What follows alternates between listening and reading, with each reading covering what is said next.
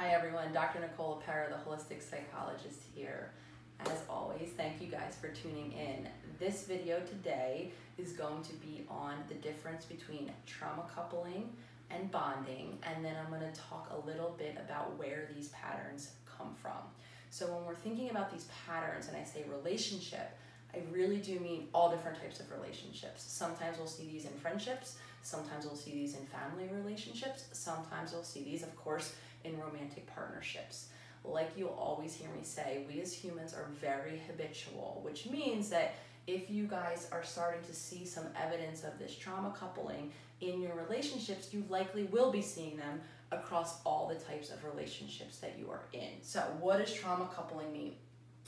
Trauma coupling is often rooted in emotional addiction. So what do I mean when I say emotional addiction? I think a lot of us, when we think of addiction, we think, we're chasing usually a feel-good feeling.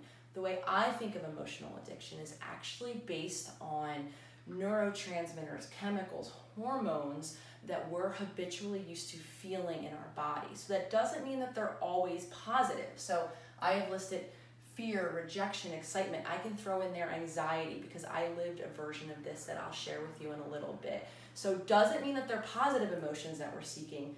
It just means that they're familiar. Another sign of a trauma coupling is a push and pull dynamic or risky and impulsive behaviors. Again, it feels like a lot of approach and withdrawal that we see in partnerships. So where one of the parties in a relationship is kind of fleeing and the other person is chasing, that kind of push and pull, love and hate dynamic. Also with the risky and impulsive behaviors, it's a lot of highs and a lot of lows in this type of partnership. You'll often hear me describing it as riding an emotional roller coaster. Little to no boundaries or codependence. Now you guys know I'm always talking about boundaries. In these trauma couplings, a lot of the time the boundaries, if they're even there, are blurred. This means not only physical boundaries, how much time am I spending with this person, in their physical presence, it also means emotional boundaries. This also, like I said, results in this push-pull, this emotional roller coaster where one of the party's feelings affects both people involved. Another sign of it is a lack of emotional depth, where the emotions are, like I said, they tend to be very predictable, fear-based, rejection-based, anxiety-based, and they're not really going down deep and seeing or feeling the whole spectrum of human emotions. Now, a lot of times in these partnerships, both parties are hiding parts of their self. They're not able to be, or they don't feel comfortable being their full authentic self with all of the feelings that each of us humans have. A lot of times it's because they don't feel safe. These relationships don't necessarily feel safe. So what do I mean when I say bonding?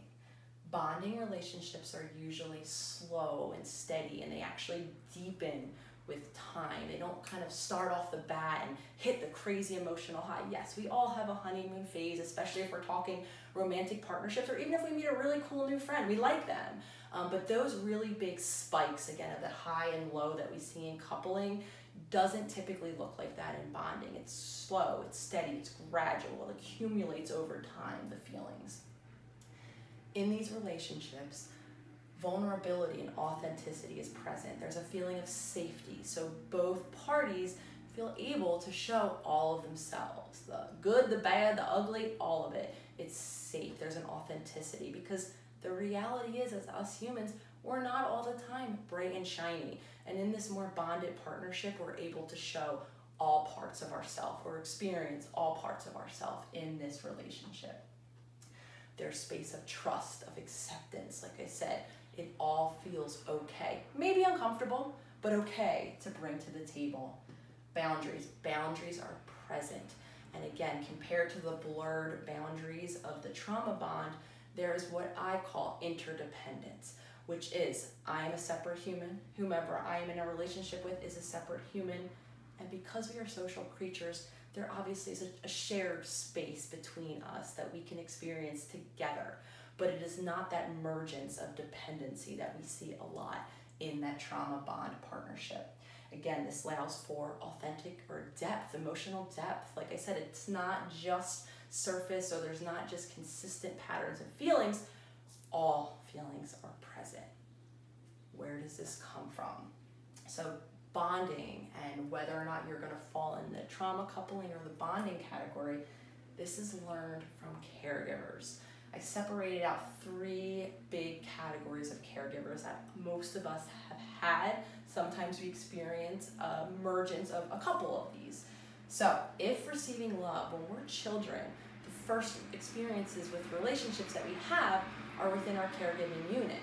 We see relationships happening above us. We watch people relating, and then we have relationships with these people, with our caregivers, brothers, sisters. So we're taking in all of these informations really about how to be in a relationship. And then even though we grow, we mature, we start to develop peer, friend groups, romantic partnerships over time, we still bring these patterns in. So what typically happens, because social bonds and feeling loved and understood and cared for as a child is of utmost importance, when we receive love or when love from a caregiver is conditional or is only received if certain conditions are met, then, like I said, we typically adopt those patterns of getting that need met that we then live in our relationships as we mature. So what are the 3 categories? Conflicted. A lot of times this goes hand in hand with abuse, whether it's verbal, sexual, physical. This means while a parent can be inflicting an incredible damaging pain and trauma on me, this is also the human that I'm supposed to love and care for. And some parents actually do present with those both sides. We can be getting hit one minute and then being praised and told how good we are and how loved we are another. For a child, that's very confusing. That's very much that push-pull dynamic. Unpredictable. This is the parent who we can't understand, or there's no pattern with what's going to maybe make them erupt or remove their love from us, or what punishment will ensue. And this is hard as children. Bringing back this concept of safety that I talked about earlier, in my opinion, we are very attuned as children. And if we can see predictable patterns of, okay, dad doesn't like messes, so I have a bit of control as a child. If I don't allow a mess in my room, I won't be on the other end of dad's punishment. However, some parents that a lot of us had aren't as predictable, so we're left feeling really unsafe in childhood. Another type of parent, and this is one that I have had, is a withdrawn parent. Parent who maybe physically is there meeting our needs, but emotionally they are largely absent. So if any of you listening have experienced any of those type of bonding experience or trauma couplings essentially in our childhood, typically that's going to be what you repeat then into your adulthood. So the example I wanted to share with you is a previous relationship, actually a marriage that I was in before the one that I'm currently in now, was based on a trauma coupling. I had met someone who was very much like my mother. Her language was, her predominant emotional experience based on her childhood was that of anxiety. So when I met this person, I felt very close and immediately bonded to her because that was my emotional experience, both with my mom and then with myself. So I confused that relatability around anxiety with a bond. We followed a lot of those trajectories as well. It went very quick. There was a lot of an emotional roller coaster happening. When she was anxious, before I knew it, I was anxious, and then vice versa. We were on each other's anxiety roller coaster. And again, both of us really confused that for connection. What happened then over time for me is I started to evolve, I started to heal, and I no longer experienced the anxiety in that way, which left me feeling a lack of emotional depth. I looked around and I couldn't feel much else of her in an emotional world, and I started to feel really separate, and we weren't able to heal together. So speaking of healing, what do you do if you're out there listening and you find yourself checking more of the boxes in trauma coupling? First and foremost, I want to just throw this out there. This is nothing to be shameful of. I know a lot of times, for a lot of us, there's a part of ourselves, me too, that's like, I don't know, this doesn't feel like the healthiest relationship. Some of us have friends and family that are in our ears telling us how this isn't the healthiest relationship. It can make us feel really shameful. So something I just want to throw out there to you guys is this is totally normal. This is a pattern. This is all you knew in childhood. You're really seeking in all of your relationships, friendships included, to replicate that same familiar emotional feeling that you've gotten used to and that you've received love around in childhood. So as I always say, the first step is to be aware. And then if you guys are interested, I did an IGTV on reparenting that you guys could check out.